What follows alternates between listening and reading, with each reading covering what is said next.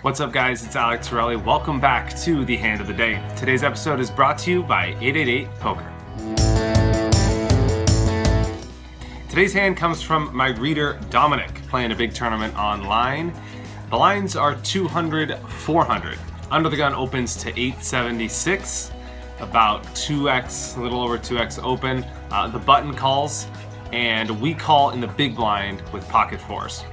So far, totally standard here. We're going to defend a lot here. In the big blind, we're going to be calling with a wide range of hands. Of course, fours is in there.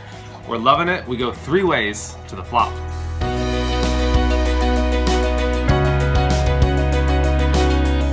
Flop comes ace, jack four with jack four of spades, so we flop absolute monster here. We decide to check in the big blind, which I think we should be doing pretty much all the time here with all of our hands, so that's totally fine.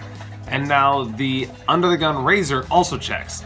Button bets 1342. And we go ahead and call, and the original raiser calls as well. Now when the original raiser checks, I think most of the time he doesn't have a big hand. I think he's going to have something like air or kings or queens. Some of the time he's going to be also checking with like an ace or a jack, and he's going to check call as well.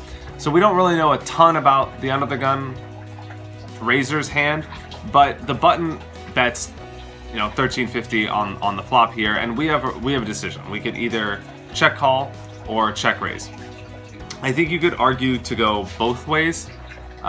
You could check raise and try and get value from flush draws. Maybe he floats, maybe he has a straight draw and a flush draw, maybe he calls with an ace, maybe he has ace jack and we just have him cooler. That would be great. We can get money in without risking that a card comes that kills our action.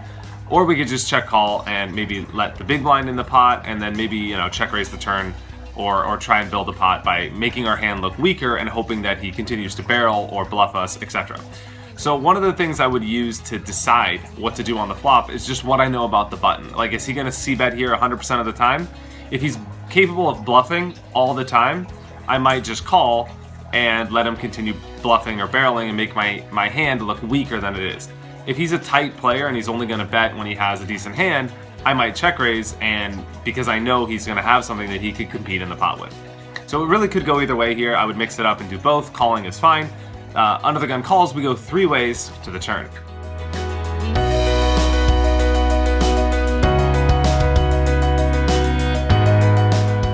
Turn comes a jack. So giving us a full house. Excellent card for us as well. We don't have to worry about any flush draws or straight draws. Now competing for equity in the pot, so we have pretty much other people drawing dead, which is great.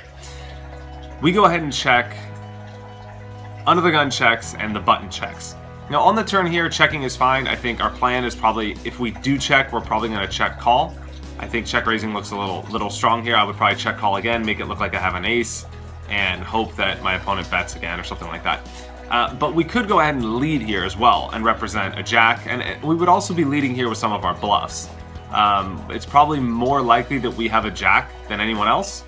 The button, of course the button could have a jack, but under the gun, it's really unlikely he has a jack, and we put everybody in a tough spot if we lead. So I wouldn't mind leading here with fours full, trying to get value from an ace or a jack and figuring that they're going to check behind as well, but I'm also fine with checking. So it could go either way. As played, gets checked around, and we go to the river.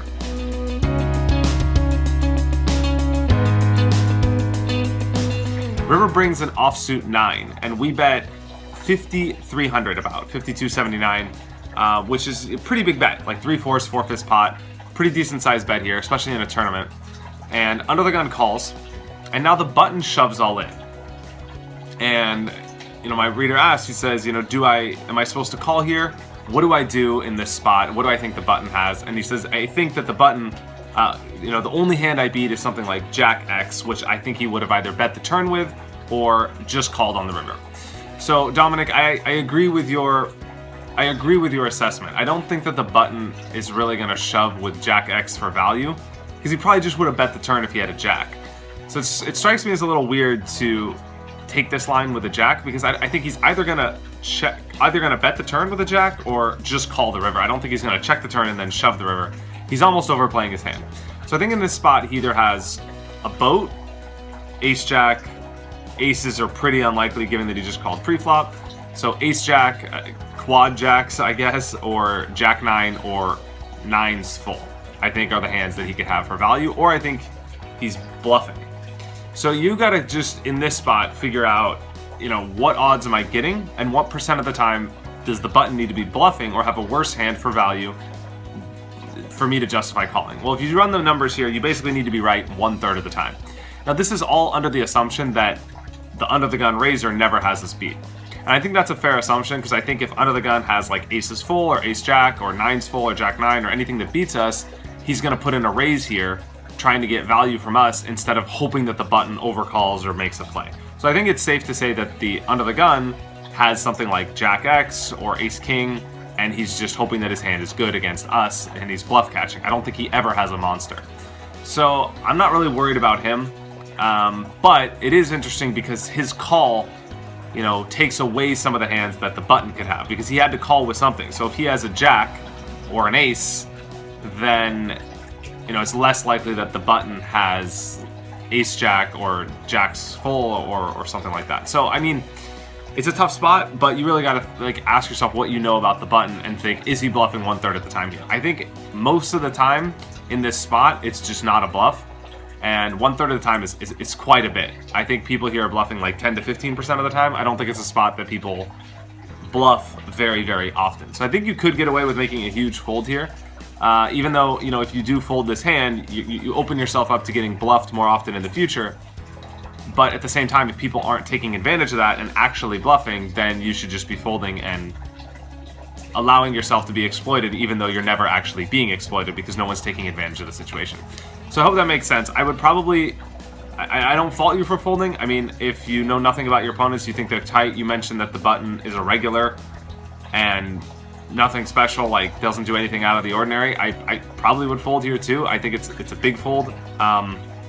I would definitely think about it. I wouldn't love it, and I would feel like, you know, this is one of the best hands I could have, and it's kind of a shame to fold it. It's not like you want to allow yourself to open yourself up to be exploited in that way, but at the same time, the button's probably never going to shove with a worse hand, so if that's all that you need to know to make a fold, then by all means do it. So in the end, Dominik ended up folding his full house. Impressive fold, man. Whether you're right or wrong, I'm impressed that you had the discipline to make this fold. I think that's the mark of a great player. Sometimes, even if you are wrong, you gotta be able to fold the best hand or big hands to win long term at the poker table. So well done. Anyway, he folds, his opponent doesn't show, and that's it. That's all we know. That's it for the hand of the day. I hope you enjoyed this video. If you guys have questions or hands you would like me to feature on this channel, please send them to me at alectorelli.com. I will pick the best ones and feature them here in future videos. Thanks for watching. See you guys next time. Cheers.